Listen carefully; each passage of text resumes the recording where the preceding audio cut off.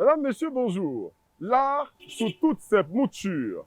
Sculpture, peinture, mode, danse, musique et stylisme participent à l'éveil économique de toute une nation et occupent une place importante dans la société.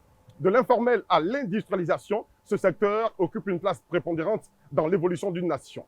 Madame, Messieurs, nous sommes à l'Institut Michel Yakis, un nom qui n'est plus à présenter aujourd'hui, et c'est avec elle que nous faisons notre plateau. Bonjour à tous et bienvenue dans Ya Solution.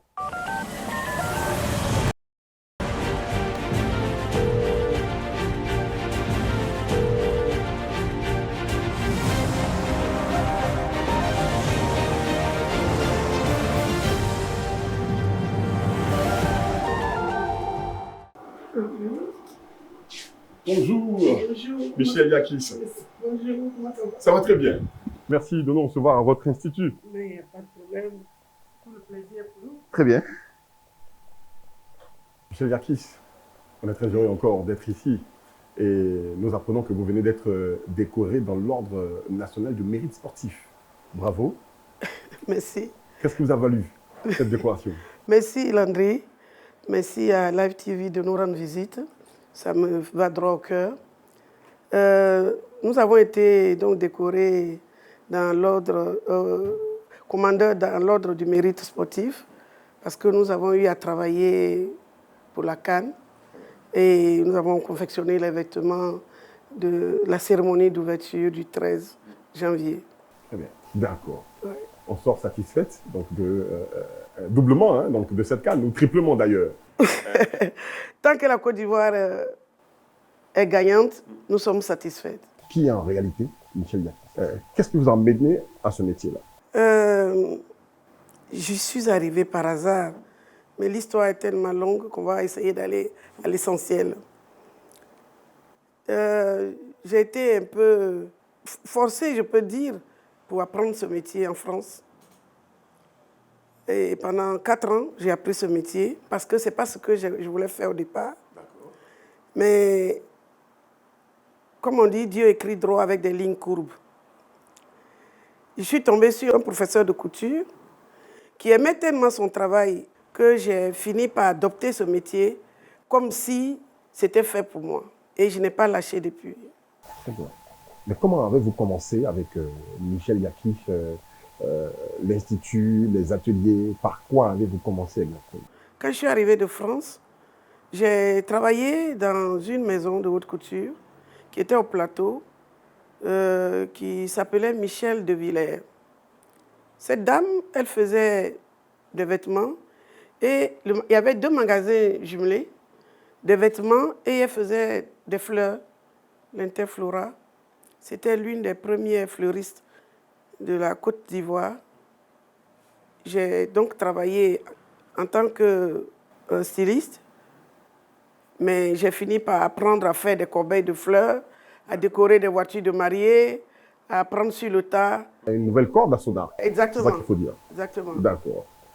Alors aujourd'hui, de façon globale, de votre regard, quelle est la place de votre métier dans la société ivoirienne? Mais de mon regard, je trouve que nous avons une grande place dans la société ivoirienne. Je dis toujours aux jeunes apprenants que voilà un métier qui ne connaîtra jamais le chômage. Tant que les hommes et les femmes s'habilleront, la couture vivra. Donc nous avons une grande place. Et je n'ai jamais eu peur de me lancer dans tout ce que j'ai eu à faire. Parce que je savais que c'est un métier qui avait de l'avenir, qui a de l'avenir. Quelle est la place aujourd'hui de votre art, des stylistes et modélistes ivoiriens sur le plan africain? Nous avons de grands talents ici qui peuvent relever le défi. Ça, la question ne se pose même pas. Très bien. Donc il est clair qu'on peut vivre décemment et aisément et faire vivre beaucoup d'autres autour de soi de par ce métier. Tout à fait. Et je confirme qu'on peut vivre aisément et faire vivre des personnes autour de nous avec ce métier. Quand on le fait avec sérieux, quand on le fait de façon organisée, parce que c'est une entreprise. On peut vivre de ça. Vous avez raison, Michel Yakis, on peut en vivre. Hein. Nous avons rendu visite avec nos équipes à des confrères à vous, à des jeunes frères, à l'instar de Roger Bango, de Cora, que nous allons visiter maintenant.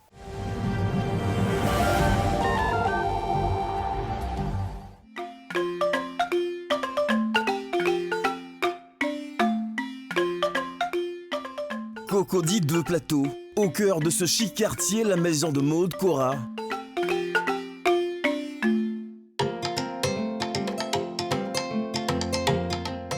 Son fondateur, le voici.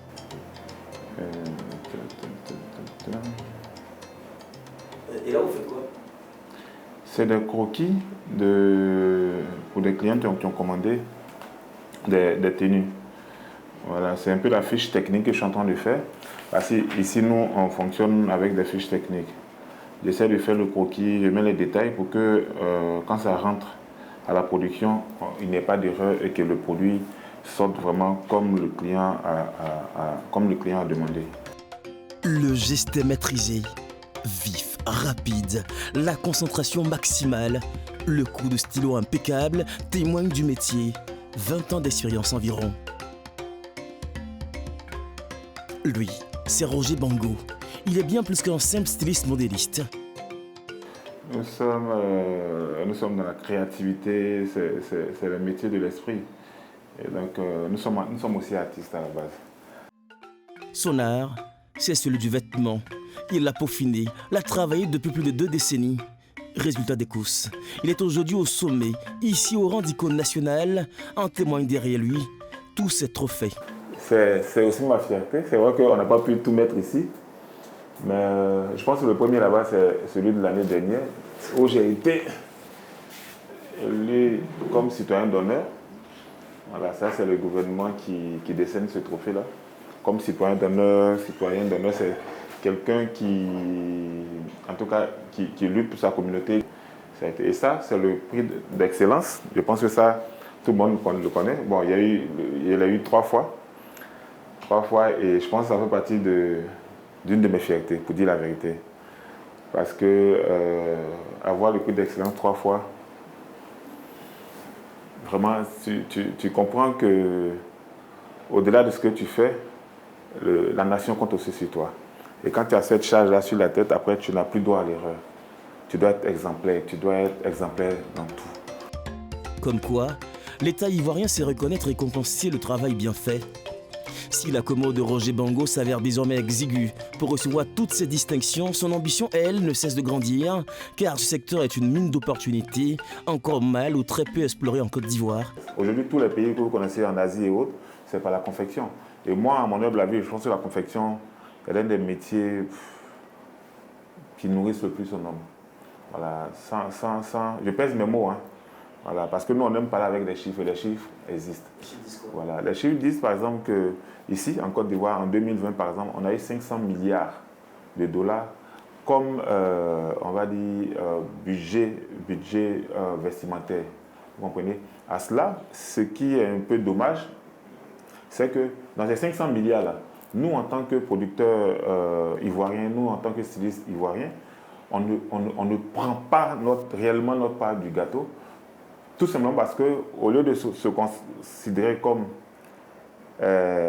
businessman et artiste, on se considère plutôt artiste. Le côté business, on le laisse aux autres. Son business, Roger Bango le gère avec une rigueur absolue. Au rez-de-chaussée se trouve son showroom, mais aussi plusieurs ateliers. Dans celui-ci, son équipe travaille sur sa dernière collection et il suit tout de près. C'est bon. Ça va pencher. C'est ça là mon problème. Est-ce que les poches là? Voilà, tu vois. Tu as vu, non? Tu vois pas que c'est différent? Ça, madame, tu n'as pas vu? Moi-même, est-ce que c'est la taille? Tu vois, il y a la taille, c'est la même taille. Regarde les poches. C'est la conformité des tissus. C'est la conformité des tissus. Vous savez que le tissu, quand il est coupé dans un autre sens, il change, le reflet change. C'est comme si c'était une autre couleur, c'est comme si c'était une autre couleur. Et là, ils n'ont pas fait attention, et donc il faut qu'on reprenne ça. Non, ce n'est pas une design. Et pas une dizaine. Ça là, le truc même à part. Pour l'entrepreneur, aujourd'hui plus qu'hier, il est temps d'écrire une nouvelle page de la couture. Sortir de l'informel et s'engager résolument sur la voie de l'industrialisation, seule condition de la survie des stylistes. Lui l'a bien compris depuis plusieurs années. Alors, la clé de la réussite dans la confection, c'est l'industrialisation. Et ça, je pense qu'on peut répondre à ça sans réfléchir. Sans industrialisation, ce n'est pas possible de faire du chiffre, ce n'est pas possible d'avoir de l'argent, ce n'est pas possible. C'est pour ça justement que la plupart de... La plupart de tous ceux qui sont dans ce domaine-là, à un moment donné, ne peuvent plus continuer parce que ce n'est pas rentable. Alors que sans rentabilité, aucun business ne peut tenir. Donc vraiment, l'industrialisation, aujourd'hui, de plus en plus, les gens comprennent. Parce que ça fait peut-être bientôt 10 ans que je ne cesse de leur dire, il faut qu'on aille à l'industrialisation, il faut qu'on aille à l'industrialisation. Sans ça, c'est vraiment pas possible de faire du chiffre, c'est vraiment pas possible de vivre de ce métier-là, c'est vraiment pas possible de pouvoir même créer des emplois. Il s'est entouré d'une 60aine d'employés aguerris au métier. Résultat, sa production s'est accrue de façon exponentielle. Nous, on a une chaîne de production qui peut produire jusqu'à 500 pièces. Voilà, ça va dépendre des modèles, ça va dépendre de la complexité du modèle. Il y a des modèles où on peut aller à 500, il y a des modèles où on peut aller à 100, ainsi de suite. En plus, il s'est doté de nouvelles machines de broderie, des accessoires qui valent également leur pesant d'or. Non, j'ai dit sur l'autre là-bas, il y a vu 4. Je ne sais pas pourquoi. Et puis ça, c'est 3. Ah, c'est coupé, d'accord.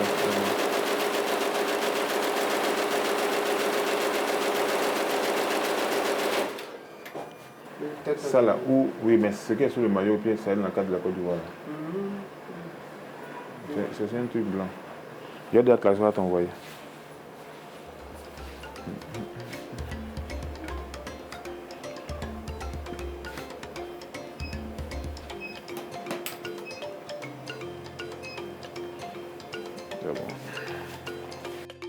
Sa journée ne fait que commencer. Il doit se rendre dans sa principale usine de production à Bobo. On va à Bobo, là où il y a l'unité de confection de Cora. Là-bas, c'est juste pour la confection. Et vous savez qu'en termes d'industrialisation, il faut toujours optimiser. Voilà. Il est toujours compliqué de produire en ville parce que ça va coûter beaucoup plus cher, le transport est beaucoup plus cher, le logement est beaucoup plus cher. Le traitement même salarial est beaucoup plus élevé. Le choix d'Abobo n'est pas fortuit. Donc en termes de stratégie, tout ce qui est production industrielle, on les met dans les quartiers qui sont moins chers, voilà, en termes de location, en termes de gestion et tout ça. Voilà. Il pense surtout que le marché de la mode est vaste, que tous peuvent réussir à une condition. Il y a un énorme marché à prendre. Vous savez, je suis coach. Donc je coach pas mal de jeunes dans ce domaine-là. Mais chaque fois qu'ils viennent, ils vont dire deux choses. Les choses ne marchent pas ici, l'État ne nous accompagne pas. Les choses ne marchent pas, l'État ne nous accompagne pas. Et je leur dis ceci. Chaque jour que Dieu fait en Côte d'Ivoire, il y a des naissances.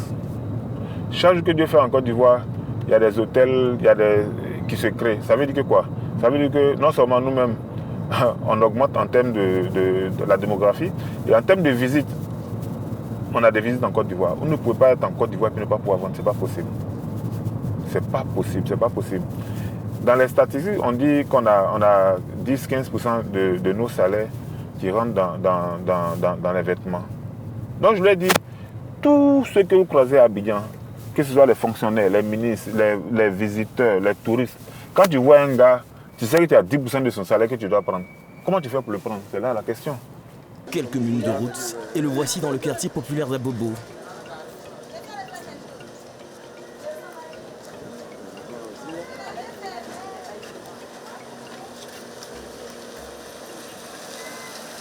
Faux type là. Tu as donné le truc de madame là. Ouais. Elle m'a dit. Tu mets ça dans rouge. Ah. Le dispositif est impressionnant. Ce matin, il décide de mettre la main à la pâte et peaufiner quelques croquis.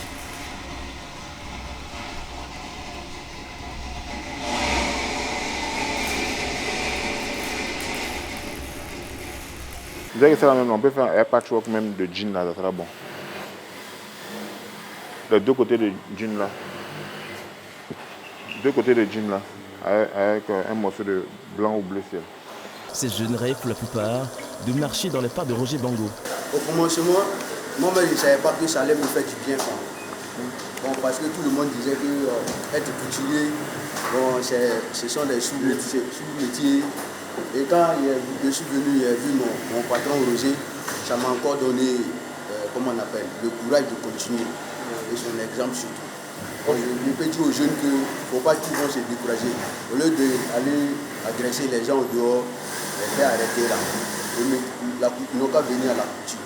On a besoin de, comment on appelle, au produit et au aussi leur vie. Il ne faut pas être des personnes aussi de la société. Passé à la vitesse des industries chinoises, voici la prochaine étape que veut franchir l'entrepreneur styliste. Avant Roger, beaucoup de grands stylistes ivoiriens ont compris la nécessité de passer à l'industrialisation. Cissé Moïse, Gilles Touré ou encore le grand Patéo.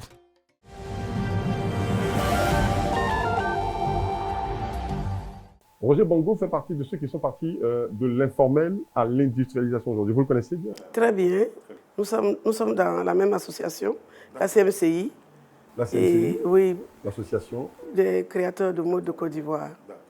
Et c'est un garçon que j'apprécie beaucoup. Oui, il est parti de l'informel, il est arrivé à ce qu'il est aujourd'hui. C'est pour dire que quand on veut, quand on le fait avec sérieux, c'est le résultat. D'accord.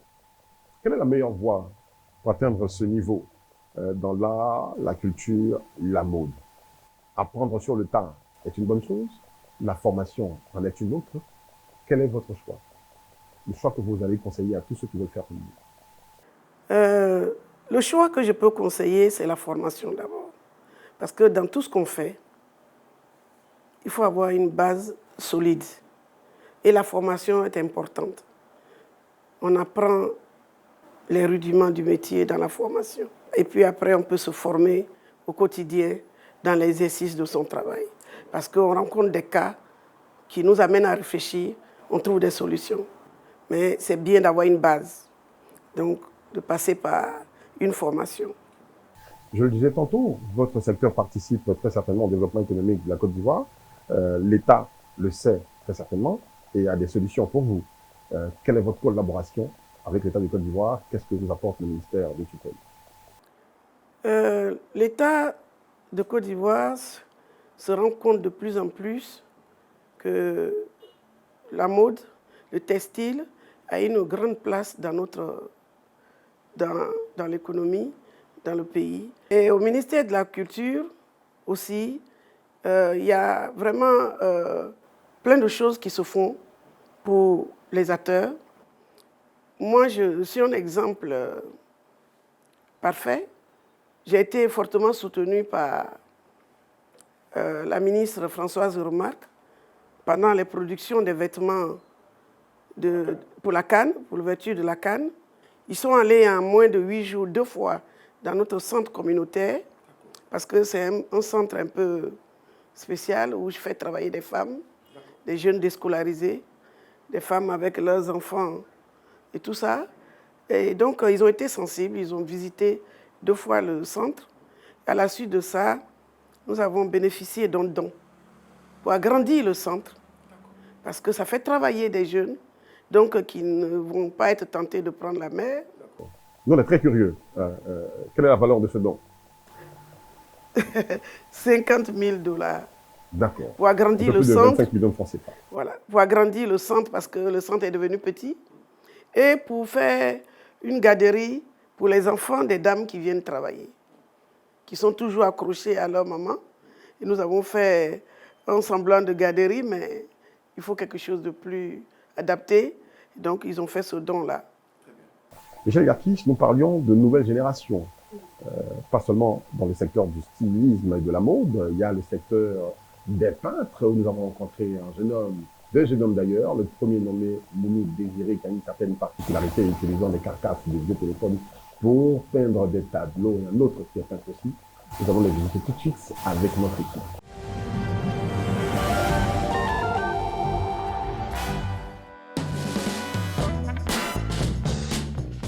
Sur le grand tableau de la peinture africaine, de nombreux Ivoiriens ont laissé la marque de leur pinceau et peut-être réussi à graver à jamais leur nom et celui de tout un pays.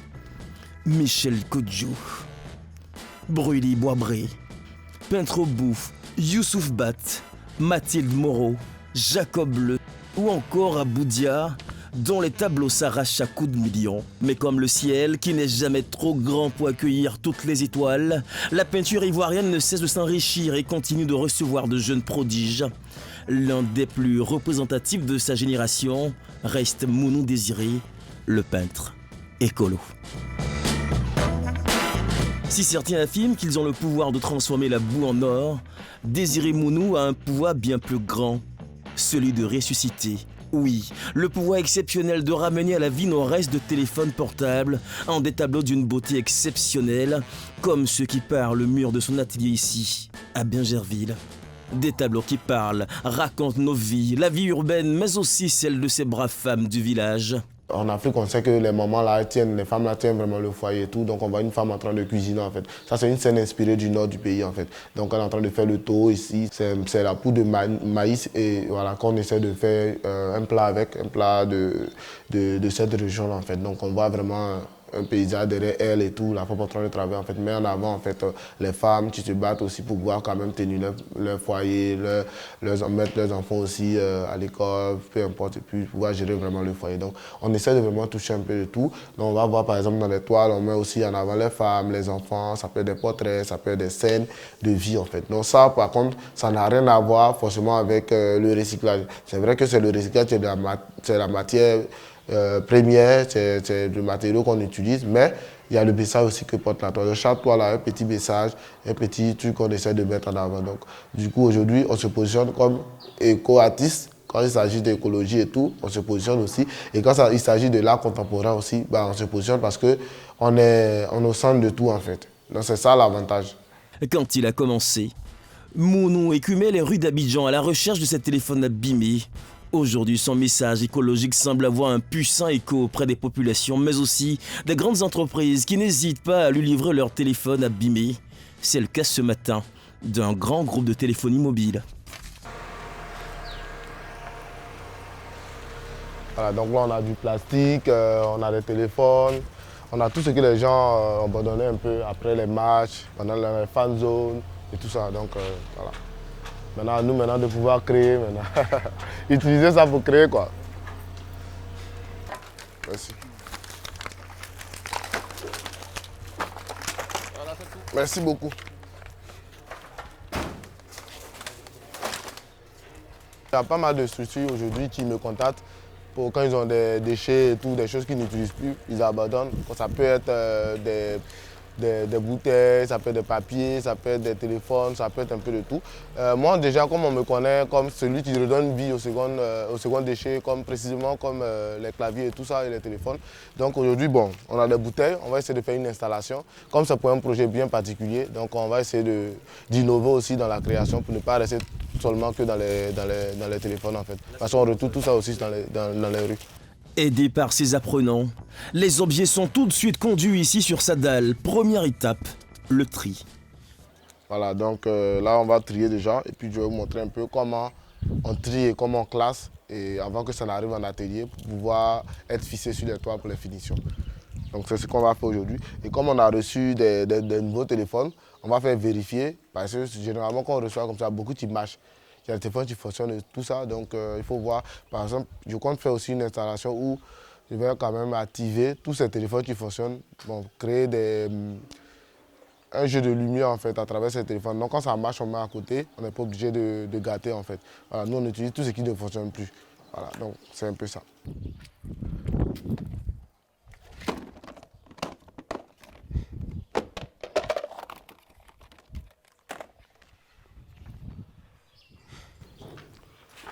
Voilà, trier les claviers durs là d'un côté puis les claviers mous là d'un côté. Comme ça on va voir ce qu'on peut utiliser.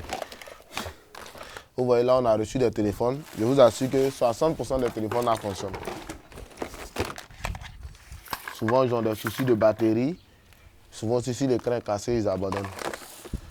Et aujourd'hui avec tout ce qui se passe autour, avec les structures, avec les ONG, avec tout ce qui se passe, les gens commencent à prendre de plus en plus conscience sur l'impact qu'on a que ces déchets-là ont sur l'environnement en fait. Donc il y a pas mal, en dehors de moi, il y a beaucoup de structures aujourd'hui qui œuvrent pour la lutte contre tous ces déchets-là qui sont des déchets à ciel ouvert. Je suis très content aujourd'hui parce qu'il y a pas mal d'écoles en Côte d'Ivoire et un peu partout maintenant qui amènent les enfants à pouvoir collecter ces déchets. C'est-à-dire qu'on déjà depuis l'enfance on te montre qu'il faut jeter les plastiques ici, les papiers ici et tout. Donc je pense qu'au fur et à mesure que les choses vont évoluer, les gens vont prendre conscience de l'impact qu'on a avec tous ces déchets-là qui sont vraiment exposés et tout. Donc si l'éducation a été vraiment, on a misé vraiment, on a mis l'accent sur ça, je pense que ça va permettre à ce que dans 10 ans, 20 ans, on n'ait plus de plus en plus moins de déchets dans les rues. Puis, il faut procéder au lavage. Là, mon frère, on va jamais là. Dans le douche de Dibala. On dit pour les dans le douche de Dibala, on va jamais là. Parce qu'en fait, on ne sait pas où tout ça quitte. Il y a d'autres qui quittent à Koumassi, Capement, il y a d'autres qui quittent au Black, à Djamé, et puis il y a d'autres qui sont importés aussi. Par exemple, on a des fournisseurs qui nous livrent des téléphones depuis Burkina Faso en fait. Voilà, donc on a des gens aussi qui nous livrent depuis Congo, Bénin, Burkina Faso. Et puis on a pu collecter aussi quand on était à Dakar récemment et tout, on a pu collecter des téléphones et tout ça qu'on a ramené. Donc quand ça vient, on ne sait pas où ça quitte, donc on est obligé de laver au moins 2 ou 3 fois, même plus j'avais enlevé tout ce qui est comme microbes autour, et puis après maintenant on fait sécher, et puis après on envoie en atelier pour pouvoir créer des pièces avec. Bon là c'est la deuxième normalement, quand on reçoit comme ça souvent, et puis on va faire le tri, parce que comme je vous disais tout à l'heure, il y a 2 modèles de claviers. Il y a les claviers qui sont très souples comme ça, on peut les manier et tout, et puis il y a les claviers très durs, comme ceux-là, on ne peut pas les plier en fait. Donc du coup on a 2 types de tableaux. Il y a des tableaux qu'on peut les enrouler pour pouvoir voyager par exemple. Si on va par exemple en Europe pour une exposition, où on sait qu'on va partir avec des grandes toiles, on va travailler avec les claviers souples pour pouvoir faciliter le transport. Maintenant si on sait qu'on a des petits tableaux, ils ne sont pas très grands, qu'on peut déplacer facilement, et on va travailler avec les claviers durs parce qu'on ne peut pas les enrouler. Voilà, donc quand on reçoit, on trie et on met les plus durs d'un côté et puis les plus souples aussi d'un côté, parce que les souples on va coudre à la main en fait. Les souples, le travail est plus long. Il faut quand même pousser, parce que si tu es le seul qui fait ça, il ne faut pas te limiter à faire 2 ou 3 toiles et puis te dire que tu maîtrises tellement, donc il faut aller au-delà de ça. Au départ, quand on recevait les claviers souples, on ne savait pas quoi faire avec. Aujourd'hui, on arrive à quand même créer des pièces, on arrive à coudre, on essaie d'innover en fait, on travaille avec des poids de jute, on travaille avec on fait des trucs sur des tubes métalliques, on fait des tableaux sur des grilles, on fait des installations. Donc aujourd'hui, on essaie vraiment d'innover en fait dans la technique et on ne peut pas se limiter qu'à coller les claviers en fait. On veut vraiment être sur des trucs d'installation en grandeur nature et tout ça pour pouvoir vraiment toucher plus de monde. Après un baccalauréat au lycée d'enseignement artistique Le Léa d'Abidjan, où il sort major de sa promotion, le natif de Buyo, au sud-ouest de la Côte d'Ivoire, intègre les beaux-arts de la même ville pour y décrocher une licence. Mais il comprend très tôt que l'artiste contemporain doit aborder des problématiques majeures de la société et tenter d'y apporter des solutions à travers son art. Ce choix semble porter ses fruits, car Mounou parcourt le monde et ses œuvres sont exposées dans les plus grandes galeries. On peut aller en bas, je vais vous montrer. Tu peux descendre ça là. Tu peux soulever. On va descendre.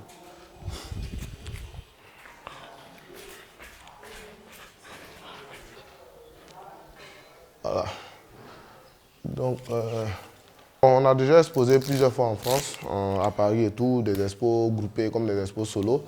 On a exposé aussi au Maroc, on a exposé aussi en Tunisie, en Égypte, en Belgique plusieurs fois. Voilà, plusieurs fois parce que c'est le premier pays européen qui m'a accueilli en fait. Donc du coup, plusieurs fois en Belgique. Après, on a exposé à Rotterdam, on a exposé en Croatie, on a exposé en Italie, on a exposé... Waouh. Il y a tellement de pays, mais il n'y avait pas d'autres pays. Mais là, on est en train de préparer une exposition pour... On a déjà exposé aussi en Russie, dans 2 musées et tout. Mais là, on est en train de se préparer pour aller pour un événement aussi pendant l'exposition. Donc, souvent, dans les vernissages, on vient pour... Par exemple, dans les vernissages, les gens veulent rencontrer les artistes, échanger avec eux. Donc, on vient souvent dans les vernissages. Après, on laisse les œuvres là-bas et puis l'exposition se poursuit en fait. Si l'argent n'est pas le plus important pour l'artiste, une chose est cependant sûre, c'est que ses œuvres commencent à prendre de la valeur. Son plus grand exploit date d'il y a quelques années. C'est les ventes aux enchères généralement qui déterminent un peu les prix en fait. La dernière vente aux enchères en 2021, je pense, 2020-2021, c'était à Piazza en fait, c'était à Paris et tout. Bon, on avait réussi à vendre une petite pièce de 1 mètre carré à 7 800 €. Donc, bon, c'est ça qu'on se bat pour le moment, en fonction de ça. Et puis, bon, moi, personnellement, c'est intéressant quand même de participer à ces ventes aux enchères, mais pour moi, c'est que l'impact que ça doit avoir, mon travail doit avoir en fait sur des gens à travers le monde entier et tout. C'est ce que moi je recherche en fait. Comment faire monter en fait, comment essayer aussi de pouvoir toucher plus de personnes. Et moi, c'est des petites choses comme ça. Souvent, si on est contacté, par exemple, il y a des œuvres qui sont mises en fait en études, par exemple, dans les écoles et tout. J'ai été contacté comme ça à une école au Canada qui a étudié un peu une de mes toiles et tout pendant les cours. Et c'est des petites choses comme ça. Tu reçois peut-être des étudiants qui te contactent pour dire « Ah oui, l'artiste, on nous a donné un travail sur toi et tout. Est-ce que tu peux me parler un peu de ton travail en dehors de ce qu'on voit sur Internet ?» Donc, c'est des petites choses comme ça. Pour nous, c'est ça la vraie récompense parce qu'on sait qu'on a de l'impact sur la société et ce qu'on fait aussi, ça a vraiment de l'influence. À seulement 30 ans, Désiré Monou rejoint tout doucement les grandes figures de l'art contemporain ivoirien en Côte d'Ivoire et vient prouver que l'art, quand il est pratiqué avec sérieux et rigueur, peut apporter des réponses concrètes aux grands maux de notre société. En sauvant ces objets, c'est toute une société que Monou sauve de l'agonie des déchets. Peut-être lui aussi inspirera d'autres jeunes peintres.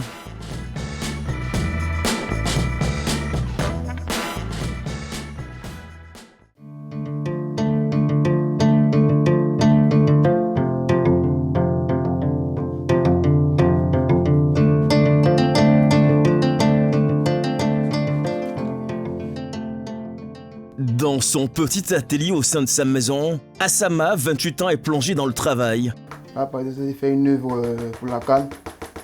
Voilà, champion d'Afrique. Donc, il fallait que moi apporte ma touche à l'édifice.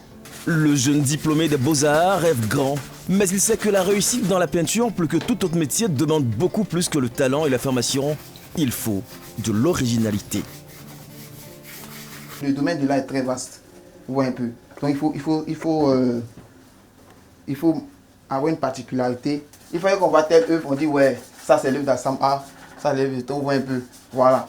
Donc, par exemple, si on peut prendre l'exemple, par exemple, Abuja, qu'on voit l'œuvre d'Abuja, c'est Abuja, vous voyez un peu. Nous Désiré, par exemple, lui fait avec le plaquet de téléphone. Donc on voit le plaquet de téléphone, c'est Mounou Désiré. Au bout, lui qu'on voit les masques, comment dire, les courris, on sait que c'est au bout, vous voyez un peu. Mais comment trouver cette idée qui fait de vous un artiste unique dans le monde? Le jeune doit-il puiser dans sa riche culture acquise ou dans nos faits de société? J'ai fait une œuvre, on voit un peu les signes panafricains dedans, comme les scarifications et autres. Voilà. Comme les thématiques, le fond. Donc moi c'est un peu ma touche qu'elle a en fait. Rappeler un peu le panafricanisme. Là aussi je ne m'arrête pas là, il fait aussi des designs vestimentaires, comme je l'ai dit, des designs sur des chaussures et autres. Assama ne veut que se consacrer à son art et en faire son gagne-pain. C'est maintenant que l'art commence à prendre de l'ampleur, l'art ivoirien en fait, parce que l'art était vraiment beaucoup marginalisé. Voilà. Et moi, je me rappelle quand j'étais encore au lycée d'enseignement artistique, nos amis qui étaient dans les autres écoles se moquaient de nous. Ils disaient, mais vous, pas dans l'école, vous partez faire quoi? Porter les collants et autres, est-ce qu'il y a un avenir dedans? Vous vous prenaient pour se moquer, mais ça ne nous a pas empêché de vraiment continuer. Et là, je peux dire que je vis de mon art, parce que j'ai des marchés, j'ai des contrats, voilà, j'ai des collaborations et autres. Qui sait, dans un avenir très proche, les tableaux d'Assama rejoindront ceux des galeries du monde entier auprès de ses idoles.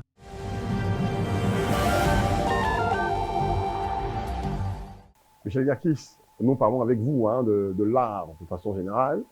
Alors, vous venez de regarder avec nous ces jeunes peintres. Quel regard portez-vous donc sur ce secteur qui n'est pas forcément les autres?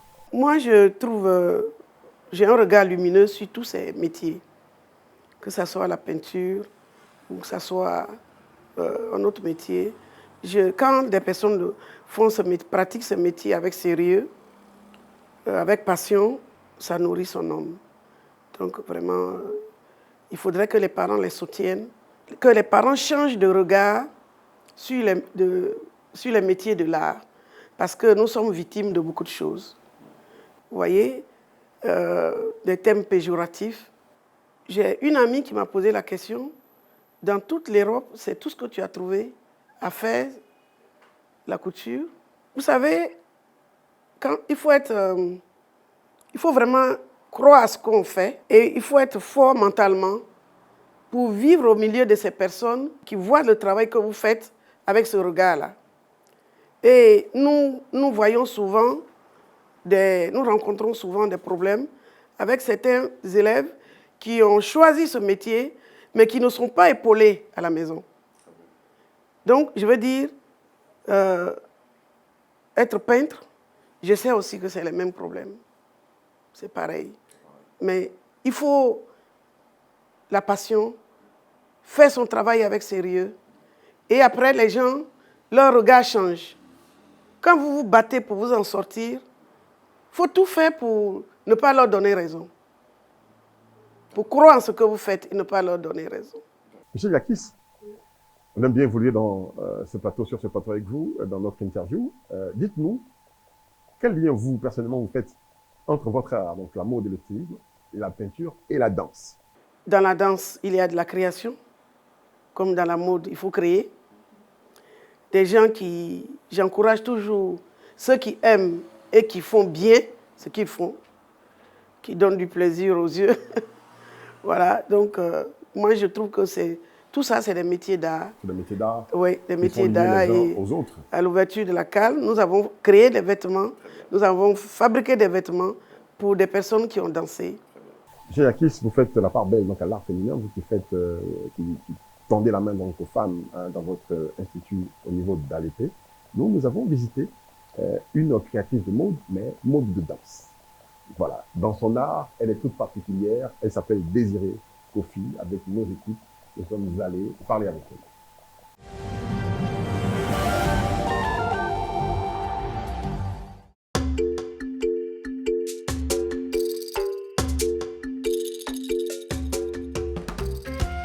Marionnette Académie Ivoire. C'est dans ce temple dédié à l'art tout azimut et plus particulièrement aux marionnettes que Désirée Kofi et sa collègue Cabran Marcel se préparent pour leur prochain spectacle de danse contemporaine. C'est important. C'est important. Ici, on s'est changé. Comme un rituel, ce petit moment au coin de ce mur où elle contemple ses marionnettes, une pure fascination, considérée aussi comme des muses pour la danseuse. Les chants des oiseaux, tu écoutes les oiseaux chanter, c'est une mélodie. Ta respiration, c'est une mélodie. Donc on peut danser, en danse contemporaine, on peut danser avec tout ça. Un silence, puis la musique et les étirements.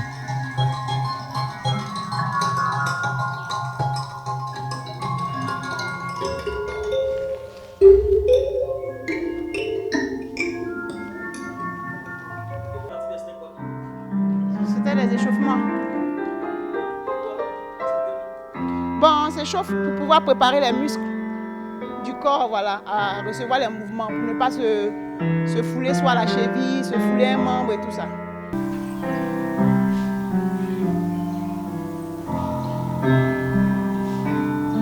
S'enchaînent alors les mouvements, des corps en contorsion qui se touchent, qui se repoussent. Les deux danseuses mettent en avant les rapports humains, les rapports de domination à travers leurs gestes.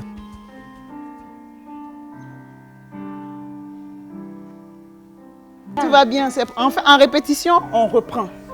S'il y a une partie qui n'a pas marché, c'est pour rendre ça naturel en fait. C'est là également le secret, travailler. Voilà, travailler sans relâche, reprendre, quand ça ne va pas, reprendre, c'est ce qu'on fait en fait. Est-ce que vous pouvez nous expliquer un peu le mouvement que vous voyez?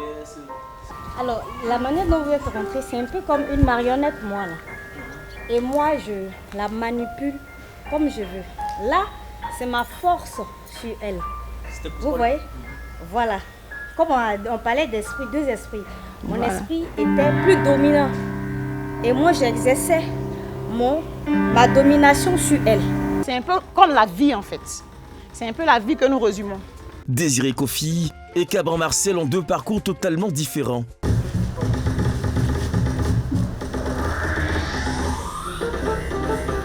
Il y a un directeur de compagnie qui s'appelle Koulibaly Salif, directeur de la compagnie de l'ensemble artistique Jolem. dans le temps, qui m'a dit un jour, mais j'étais au plateau d'Okui en fait, voilà. Il m'a dit, mais tu es au quartier, au lieu de venir regarder les autres, et si tu venais apprendre? Voilà comment au début je suis partie, c'était juste l'adolescente qui venait s'amuser. Et après j'ai commencé à aimer, à prendre goût et tout ça, après c'est devenu une passion en fait. Moi d'abord, la danse, bon, c'est depuis toute petite. Je ne sais pas si je suis née avec, mais j'avais déjà des germes. Et après le bac, je suis entrée à l'INSAC. Et là-bas, j'ai suivi la formation jusqu'en master. Après, je suis entrée en formation pour être sortie professeure de danse maintenant à l'INSAC. Mais qu'importe, elles sont unies toutes deux par la puissante flamme de la passion de la danse contemporaine, une passion qui leur ouvre tout doucement mais sûrement les portes du monde et des grandes scènes. Mais une question demeure, peut-on vivre de la danse contemporaine en Côte d'Ivoire? J'ai envie, mais moi je pense qu'en tant que chorégraphe ou danseur en Afrique, il ne faut pas seulement vivre de danse, il faut pouvoir créer des plateformes, peut-être donner des masterclass, donner des cours. Et hormis ça, faire des petites affaires à côté pour pouvoir s'autofinancer pour ces répétitions. Il ne faut pas attendre d'abord les financements. Il faut déjà commencer un travail. Pour commencer un travail, il faut que vous ayez un fonds. Donc on sait tous les réalités en Côte d'Ivoire. Voilà. C'est pour ça qu'on ne va pas attendre le soutien. On va d'abord commencer. Lorsqu'on te voit travailler, ça peut encourager les autres à venir t'aider. Depuis 2012, des initiatives se tiennent pour repositionner la danse ivoirienne et redonner de l'espoir aux acteurs. Plusieurs projets ont vu ainsi le jour et agissent aujourd'hui comme des catalyseurs d'énergie. Les magnifiques fresques exécutées par nos danseurs ivoiriens à l'occasion de la cérémonie d'ouverture de la 34e édition de la Cannes viennent démontrer que la danse ivoirienne vit encore et a de beaux jours devant elle.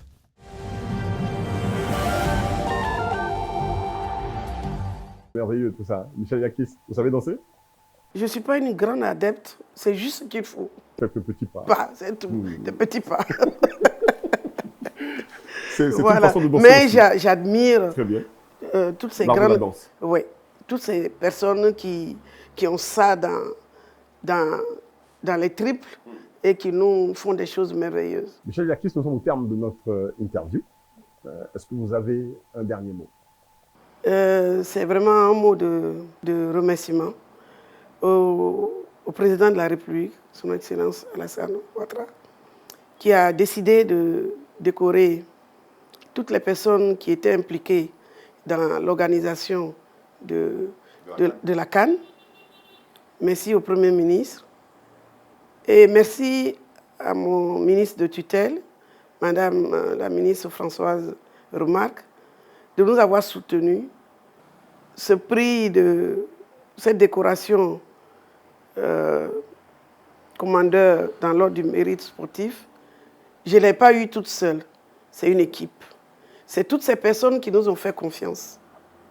C'est toutes ces personnes avec lesquelles nous avons collaboré, tous ces élèves de l'INSAC et tous ces jeunes de Guitry qui se sont battus pour nous fournir la quantité de raffia qu'il fallait en un temps record pour faire le travail que vous avez vu sur la scène. J'ai une pensée pour toutes ces personnes et je leur dis merci. Et voilà, que Dieu nous garde. Que Dieu nous garde, on va dire Amen. Merci Michel Yakis de nous avoir habillé aussi ce merveilleux vêtement. Il nous a été offert par Michel Yakis. On va se lever pour vous le présenter très certainement. Vous allez voir aussi la fabuleuse, merveilleuse robe qu'elle arbore. Merci à vous. Merci Landry, voilà, merci Live TV de nous rendre visite. Ça nous va droit au cœur. Merci infiniment et excellente journée. Il y a des solutions dans tous les secteurs d'activité. L'État est prêt à vous accompagner. Merci de regarder Live TV, la télé sans filtre. On se retrouve très bientôt pour un autre numéro de Ya Solution. Au revoir.